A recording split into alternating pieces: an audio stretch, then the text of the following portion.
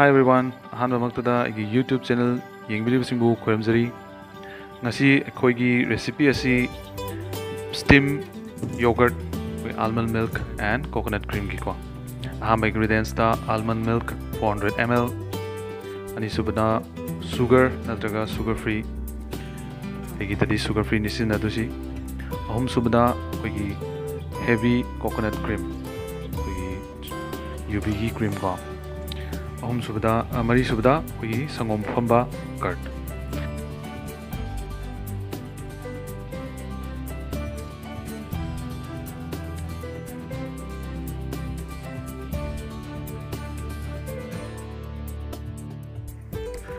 process asigi ahanbada ai thick bottom pan sauce pan ama lore masida ai almond milk adu simmering ai tapna sohongaduni soholaga paper oina sagi ahenba ising adu mahangiduni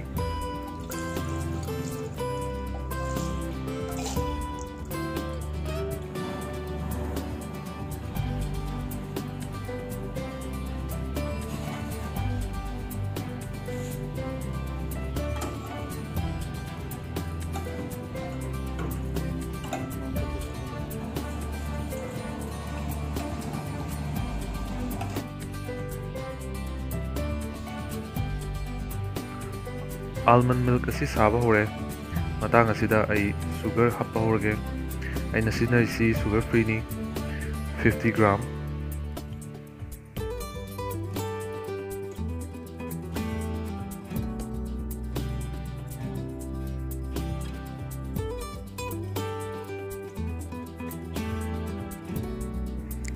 sugar free seasonable maramna ai customer du especially machini chaba yade keto dieting toba maram moibana magi damakta special oina hai sugar free sinabni natraga di condensed milk natraga hoi normal sugar sinabi ai hojik hamkhiduna gelatin ni magi gelatinous substance hoi gelatin gi oba my texture du lakna ba kitang firmness tu lakna ba kitwa hapsabani optional ni haptraga su yai adu hapaga di hena fazai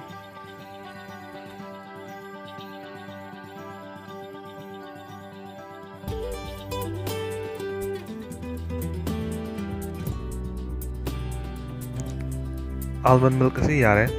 ji ingdan naba thamgrani ani suba step ta koi patram loraga coconut cream ne curd ne ingdharaba almond milk tu ne homdo mix tawduni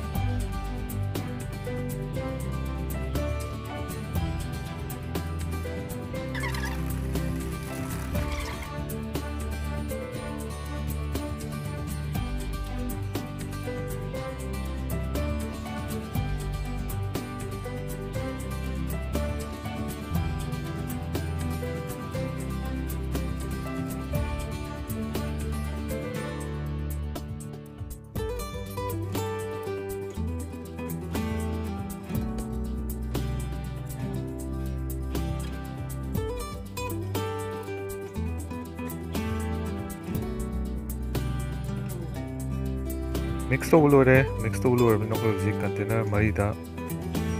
chang manana mari thongna khaidok saragani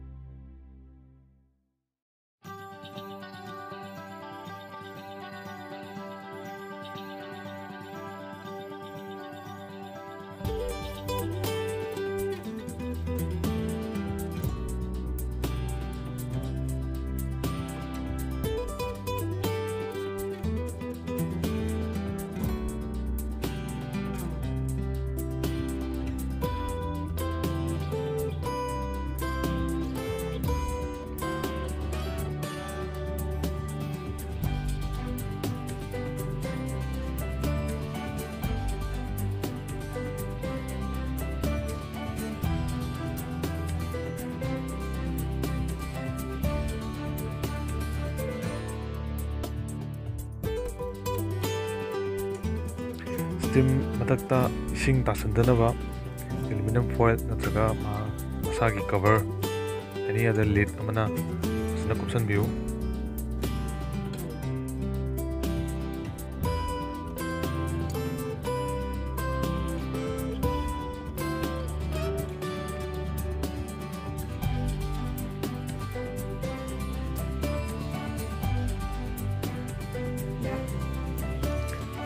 कुप मतंगदा अखोय होजी steamer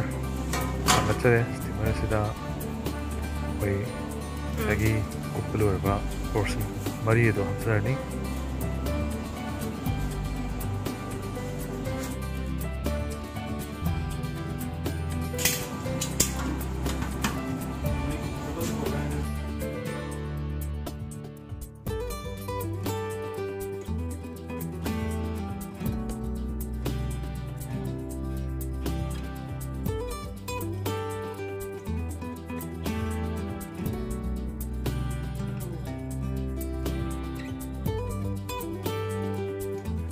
steam तब temperature दो medium heat थम्बियु याम कन्ना तौसनबिगनु 10 minutes तगी जु हेनबिगनु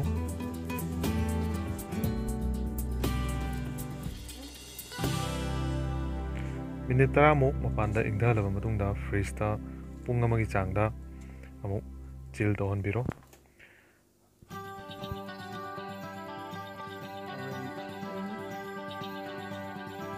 freeze मनुंगदा पुंग अमगी चांगे मतुंगदा एबसे लोकथोक्चरे texture असी याम firm ओइरे चप चारे garnish तौबगी सी आइना coconut slice पाना कअगा सुमाइना चाइजरे नत्रगसु वे mandolin वे greater अमा लौरगा वे ग्रेट तौरगा मतक्ता चाइबे याइ अदगी आलमंड असिसु सुमाइना कअगा पाना कअगा मतक्ता गार्निश तौबियु येंगबदा फजनबियु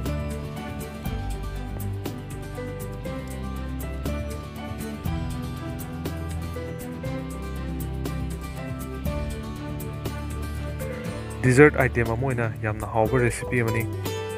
सिदगी हेना सिंपल ओबा रेसिपी अमजु मयाम पामगदी शेयर तौजगे येंगबिदिबसिंगना दिगी रेसिपी दिगी वीडियो असि नुंगाइ नुंगाइ ते हाबदु शेयर तौबिरौ थैंक यू